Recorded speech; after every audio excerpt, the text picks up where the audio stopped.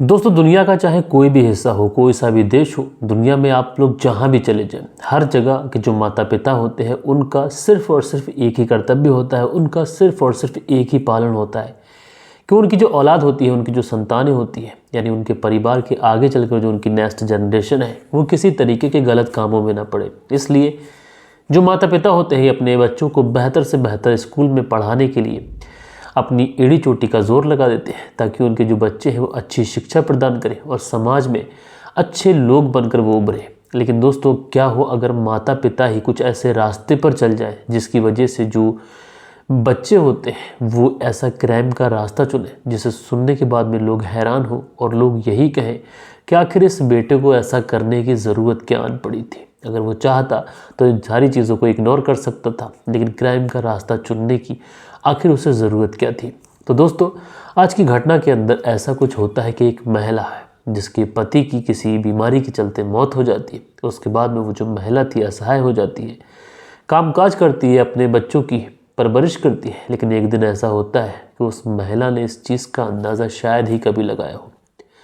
तो दोस्तों, क्या हुआ था इस पूरी घटना के अंदर परत दर परत, पॉइंट टू पॉइंट विस्तार से मैं आप लोग को बताऊंगा। बस आप लोग वीडियो में अंत तक बने रहिएगा। रात के 10 बज चुके हैं। मैं हूं आप सभी का अपना शावेज मलिक और हाजिर हूं आप लोग के सामने फिर से एक क्राइम की कहानी को लेके, एक क्राइम की घटना को लेके। और दोस्तों, ज़्यादा वक्त न लेते हुए सीधा सीधा इस घटना का रुख करते हैं। और दोस्तों, आज की जो घटना मैं आप लोग को सुनाने जा रहा हूँ, ये घटना है बिहार प्रदेश की। और दोस्तों, इसी बिहार प्रदेश के अंदर एक ज़िला लगता है कैमूर ज़िला, और इसी कैमूर ज़िले के अंतर्गत एक थाना पड़ता है दुर्गावती थाना। और दोस्तों, इसी दुर्गावती थाने के अंतर्गत एक गांव आता है उत्पुरा गांव सॉरी। और दोस्तों, इसी उत्पुरा गांव के अंतर्गत एक परिवार रहता है। इस परिवार में सबिता देवी, जिसकी उम्र लगभग 54 साल के आसपास, इसका बड़ा बेटा जिसका नाम राजेश विश्वकर्मा, और इसका एक छोटा बेटा है जिसका नाम है विजय शंकर शर्मा, और इसका एक मझला बेटा भी है। लेकिन मझले बेटे का नाम मेंशन नहीं किया गया था न्यूज़पेपर में। तो मैं बात कर रहा हूँ इसके पूरे परिवार के बारे में। इसके परिवार में टोटल 3 लोग, यानी 3 बच्चे, खुद एक ही है। टोटल 4 लोगों का ये परिवार है। इस महिला का, जिसका नाम सबिता देवी, 54 साल लगभग इसकी उम्र है।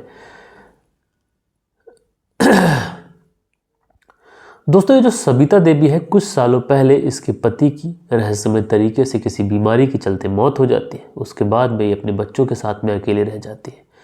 बड़ी ही मेहनत से, बड़ी ही मुश्किलों से ये अपने बच्चों का भरण पोषण करती है। सब कुछ ठीक चल रहा होता है। अब जो बच्चे हैं ये भी बड़े हो जाते हैं। जो बड़ा बेटा है राजेश विश्वकर्मा, इसकी बाहर कहीं पर नौकरी लग जाती है, ये काम के सिलसिले में बाहर चला जाता है। और जो 2 बेटे हैं ये घर पे ही रहते हैं। छोटा बेटा जिसका नाम विजय शंकर शर्मा, और जो मझला बेटा है वही।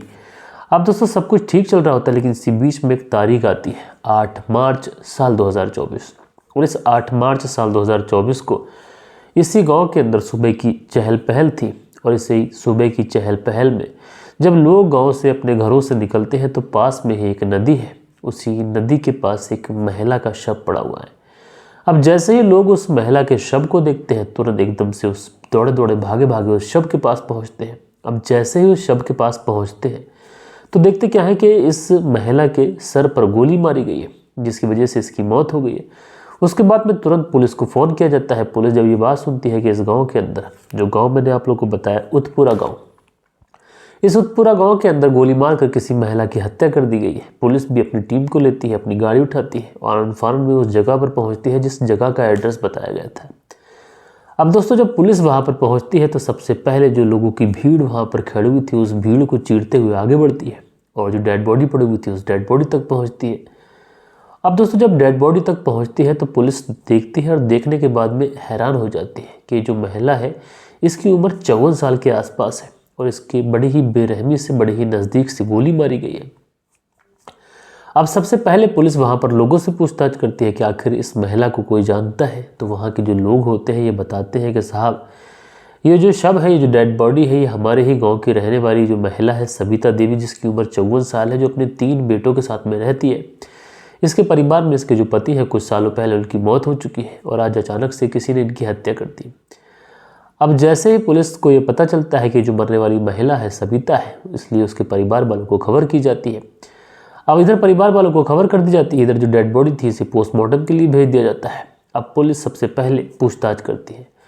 तो इस परिवार का जो बड़ा बेटा होता है, जिसका नाम राजेश विश्वकर्मा, जो कि काम पर गया हुआ था, लेकिन इसे फ़ोन पहुंचा था कि इसकी मां की किसी ने गोली मारकर हत्या की, तो ये भी वापस आ गया था।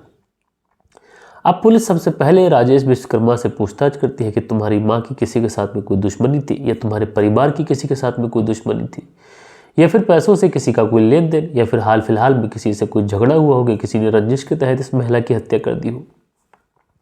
तो जो राजेश विश्वकर्मा होता है ये बताता है, साहब ऐसा तो कुछ नहीं है, और ना तो हमारी माँ की किसी से कोई रंजिश थी, ना दुश्मनी, ना कोई पैसों का लेन देन, हम तो बड़े सीधे स्वभाव के लोग हैं। अब जब पुलिस इस तरीके की बातें सुनती है तो आस पड़ोस के जो लोग होते हैं उनसे पूछताछ करती है। पुलिस सोचती है कि कहीं ऐसा तो नहीं कि जो लड़का है सारी बातें बता ना पाता हो, इसलिए आस पड़ोस के लोगों से पूछताछ की जाती है। अब दोस्तों, जब आस पड़ोस के लोगों से पूछताछ की जाती है तो जो आस पड़ोस के लोग होते हैं वो कुछ अलग बातें बताते हैं, कुछ अलग बातें बताते हैं। इसलिए पुलिस को आस पड़ोस के लोगों से भी कुछ सकारात्मक जवाब मिलता नहीं है कि जिससे इस मर्डर की गुत्थी को सुलझाया जा सके। इसलिए पुलिस अब इसके छोटे बेटे, जो कि उस समय घर पे था, जिसका नाम विजय शंकर शर्मा, अब पुलिस इस विजय शंकर शर्मा से पूछताछ करती है। अब दोस्तों, जब विजय शंकर शर्मा से पूछताछ की जाती है तो शुरुआत में तो ये कहता है कि साहब मुझे कुछ नहीं पता, मैं तो अपने घर पे था, लेकिन मुझे खबर मिली कि मेरी माँ की किसी ने गोली मारकर हत्या कर दी है। अब पुलिस वाले इन लोगों से पूछते हैं कि आखिर तुम्हारी माँ गई कहाँ थी, उसका शव यहाँ कैसे आया। तो जो छोटा बेटा विजय शंकर शर्मा होता है ये बताता है कि साहब माँ कल शौच के लिए नदी की तरफ गई थी, उसके बाद से लौट के नहीं आई। तो पुलिस कहती है कि आखिर तुमने, जब तुम्हारी माँ लौट के नहीं आई तो तुमने ढूंढने की कोशिश नहीं की। अब यहीं पर जो जवाब होते हैं इस विजय शंकर शर्मा के गोलमोल होते हुए दिखाई पड़ते हैं। यानी कहीं ना कहीं अब पुलिस को जो शक था ये विजय शंकर शर्मा के ऊपर जाने लगता है। इसलिए पुलिस शक के आधार पर विजय शंकर शर्मा को उठाती है, और उठाने के बाद में पुलिस थाने लेके जाती है। और दोस्तों, पुलिस थाने ले जाने के बाद में जब इसे फ्रंट सीट पर बैठाया जाता है और उसके बाद में जब पुलिस इससे पूछताछ करती है तो शुरुआत में तो ये विजय शंकर शर्मा था ये उधर की बातें बताता है, लेकिन उसके बाद में जो अपनी ज़ुबान खोलता है, जब अपनी कबूल करता है जो उसने किया था, यकीनन उसको सुनने के बाद में वहाँ पर जितने भी लोग मौजूद होते हैं सब के सब हैरान होते हैं। और पुलिस भी ये सोचती है कि आखिर इस बेटे को इतना बड़ा काम, इतना बड़ा जुर्म करने की ज़रूरत क्या पड़ी थी। दरअसल दोस्तों, जो विजय शंकर शर्मा है ये पुलिस को बताता है कि उसकी माँ की हत्या उसी ने की है। अब पुलिस पूछती है कि हत्या में जो कट्टा तुमने इस्तेमाल किया है आखिर वो कहाँ है।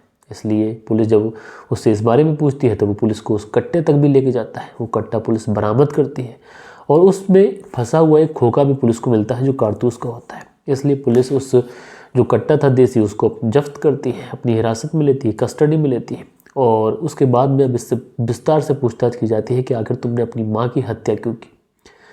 तो उसके बाद में जो विजय शंकर शर्मा है ये बताता है कि साहब कुछ साल पहले हमारे पिता की मृत्यु हो गई थी। उस समय हम लोग छोटे छोटे थे और जब से लेकर आज तक हमारी माँ ने बहुत ज़्यादा मेहनत की, बहुत ज़्यादा मशक्क़त की, दूसरे लोगों का काम भी किया और बड़ी ही मेहनत के साथ में उसने हमें पाल पोस कर बड़ा किया। बड़े भैया काम करने लगे थे, मैं भी काम करने लगा था, लेकिन इसी बीच में जब मैं लौट कर घर पे आता था तो मोहल्ले वाले कुछ लोग मुझसे कहते थे कि तुम्हारे घर में तुम्हारे जाने के बाद में कोई व्यक्ति आता है। अब जब इस तरीके की बातें लगातार मुझे पता चलने लगी तो मैं भी अपनी माँ पर नज़र रखने लगा। कहीं ना कहीं मुझे बुरा भी लगता, दोस्तों और मिलने वालों के सामने इज्जत भी खराब होती थी। इसलिए एक दिन मैं अपने काम पे तो जाता हूँ लेकिन वहाँ से जल्दी लौट आता हूँ। जब मैं आता हूँ तो देखता क्या हूँ विंडो से कि मेरी जो माँ है ये किसी और के साथ में आपत्तिजनक हालत में होती है। जब इस तरीके की ये सारी चीज़ें देखता हूँ मैं आग बोला हो जाता हूँ। उसके बाद में मैं माँ को उसके किए का सबक सिखाने के लिए एक तरीके से प्लानिंग करने लगता हूँ। उसके बाद में से 18 मार्च साल 2024 का यह दिन था कि मेरी माँ अपने घर से शौच के लिए बाहर निकलती है और उसी समय इसके पीछे पीछे मैं भी जंगल की तरफ पहुँच जाता हूँ। अब जब मेरी माँ जंगल की तरफ जाती है तो मैंने देसी कट्टा हाथ में ले लिया था। उसी समय जब माँ मुझे देखती है वो मुझसे कुछ पूछ पाती, कुछ समझ पाती, इससे पहले ही मैं उसके ऊपर फायर कर देता हूँ। जब मैं उसके ऊपर फायर करता हूँ तो वहीं पर गिर जाती है, मौके पर ही उसकी मौत हो जाती है। उसके बाद में मैं उसके शव को खचेड़ कर झाड़ियों के पास में डालता हूँ और वहाँ से 9-2-11 हो जाता हूँ। यानी पुलिस की पूछताछ में ये जो लड़का है ये बताता है कि उसकी माँ के अवैध संबंध थे और उन अवैध संबंधों की वजह से बहुत ज़्यादा परेशान था, जिसकी वजह से दोस्तों और मिलने वालों में उसकी जो इज्जत है ये भी ख़राब हो रही है। और ये जो पूरी बात है वहाँ के डीसीपी होते हैं दिलीप कुमार जी, वो बताते हैं कि जो छोटा बेटा है वो माँ के अवैध संबंधों की वजह से परेशान था, इस वजह से उसने अपनी माँ की हत्या कर दी। भले ही दोस्तों इस माँ के अवैध संबंध थे, भले ही ये जो माँ थी ये गलत थी, लेकिन इस बेटे को ये नहीं चाहिए था कि वो क्राइम का रास्ता चुने। बेटे के पास में बहुत सारे ऑप्शन थे, वो अपनी माँ को समझाता बुझाता या जिस व्यक्ति से उसके सब अवैध संबंध थे उससे बात करता, लेकिन मर्डर करना किसी भी समस्या का समाधान नहीं है। अब दोस्तों, आप लोग इस पूरी घटना के बारे में क्या कहना चाहते हैं? क्या इस बेटे ने जो किया वो सही किया? क्या माँ की भी उतनी ही गलती थी जितनी इस बेटे की गलती है? कमेंट्स बॉक्स में ज़रूर से ज़रूर बताइएगा। और कल के दिन जिन लोगों के भी कमेंट्स आए हैं, अब वक्त होता है कि उन लोगों के कमेंट्स पढ़े जाएं। सो दोस्तों, हमारे वीडियोस पे जो कल के दिन कमेंट्स आए हैं उसमें पहला कमेंट्स है मोहम्मद इकबाल जी का। लिखते हैं, अस्सलाम वालेकुम मलिक भाई साहब, अवैध संबंध बढ़ते ही जा रहे हैं और इसके लिए इलाज एक ही है, सावधानी रखें। तो मोहम्मद इकबाल जी, आपका बहुत बहुत शुक्रिया, आपने प्यारा सा कमेंट्स किया। उसके बाद में जाहिद जी हैं। लिखते हैं, मलिक साहब गॉड ब्लेस यू। तो जाहिद जी, आपका बहुत शुक्रिया। उसके बाद में नमस्कार सर जी, वेरी नाइस स्टोरी। लिखते हैं अनुज गोदारा जी। तो अनुज गोदारा जी, आपका बहुत बहुत शुक्रिया। उसके बाद में आनंदक्का है। लिखते हैं, नमस्कार भाई साहब, सोने से पहले आपकी कहानी का इंतज़ार रहता है। तो भाई, आपका बहुत बहुत शुक्रिया आनंद जी। उसके बाद में आलोक जी हैं, 3 हार्ट बनाते हैं, भैया बहुत शुक्रिया। उसके बाद में कुंदन पाल जी हैं, प्रणाम करते हैं, भैया प्रणाम, कैसे हैं? दिनेश चंद हैं जो बहुत सारे हार्ट बनाते हैं। तो दिनेश चंद जी, आपका बहुत बहुत शुक्रिया। विनोद उपाध्याय हैं। लिखते हैं, आपकी कहानी कहने का जो अंदाज़ है ये दिन ब दिन अच्छा ही होता जा रहा है और आपकी जो आवाज़ है ये बहुत ही अच्छी है। गुड नाइट मलिक भाई। तो विनोद उपाध्याय जी, आपका बहुत बहुत शुक्रिया। उसके बाद में जो अगला कमेंट्स है ये महेश सोलंकी है। लिखते हैं, गुड जॉब भाईजान। तो भैया, आपका बहुत बहुत शुक्रिया। उसके बाद में सुमन पांडे हैं। ये लिखते हैं, आपकी कहानी का जो अंदाज़ है ये बहुत ही अच्छा है, जब तक मैं आपकी कहानी नहीं सुनती तब तक नहीं सोती हूँ, थैंक यू सो मच। तो सुमन पांडे बहन, आपका बहुत बहुत शुक्रिया, आपने इतना प्यारा कमेंट से मुझे नवाजा। उसके बाद में आविद जी हैं। लिखते हैं, शावेज भाई, मुझे आपकी कहानी बहुत अच्छी लगती है और आपकी कहानी सुनाने का जो अंदाज़ है ये काफ़ी अच्छा लगता है। आप मेरा नाम भी लेना, चौधरी आबिद अली, ज़िला गाज़ियाबाद, उत्तर प्रदेश से। तो चौधरी आबिद अली जी, आपका बहुत बहुत शुक्रिया। उसके बाद में इस्लाम शेख है। लिखते हैं, अस्सलाम वालेकुम वाले भाई, मैं हमीरपुर ज़िला कस्बा मौदाहा से आपकी कहानी सुनता हूं। तो इस्लाम शेख जी, आपका बहुत बहुत शुक्रिया, वालेकुम सलाम। उसके बाद में अनिल सालुंके जी लिखते हैं, 1.5 साल पहले जो पुलिस अधिकारी थे उन्होंने बराबर से तफ्तीश नहीं की, अवैध संबंध और फ़ोन कॉल डिटेल्स बड़े सबूत थे। शावेज मलिक जी, आप बहुत दिनों के बाद आपने परत दर परत और फ्रंट सीट, इश्क और मुश्क तीनों शब्द एक साल इस्तेमाल किए हैं, सुनकर बहुत अच्छा लगा। तो अनिल सालुंके जी, आपका बहुत शुक्रिया। सुनील त्यागी जी हैं। लिखते हैं, भाई साहब, भाई बहन का जो रिश्ता होता है ये कलंकित हो गया है। रेणु सुनील त्यागी, शाना बुलंदशहर से। तो आप दोनों पति पत्नी का बेहद शुक्रिया। उसके बाद में वसीम मलिक है। लिखते हैं, सर मैं पाकिस्तान से हूँ और वसीम मलिक मेरे फ्रेंड्स का बर्थडे रेहान मलिक है 18 मार्च को, काइंडली उसको विश कर दें, मैं वो भी आपका लिसनर है, थैंक यू। तो वसीम मलिक जी, पहली बात तो आपका बहुत बहुत शुक्रिया कि आपने पाकिस्तान से हमारे चैनल पर कमेंट्स किया और आपके जो दोस्त हैं रेहान, उनको जन्मदिन की, उनको बर्थडे की ढेर सारी शुभकामनाएं, ढेर सारी बधाई हो। उसके बाद में जो अगला कमेंट्स है ये लिखते हैं, आप शांति और अल्लाह आप पर रहम करे। मलिक साहब कैसे हैं, रमज़ान कैसा चल रहा है? मोहम्मद इरफान जी, सब कुछ ठीक चल रहा है, बताएं कैसे हैं। उसके बाद में जो अगला कमेंट्स है ये किरागहन और करके है। लिखते हैं, the same matter could have been solve it 1.2 years back. Victim CDR was verified, then make its fairy tale boring.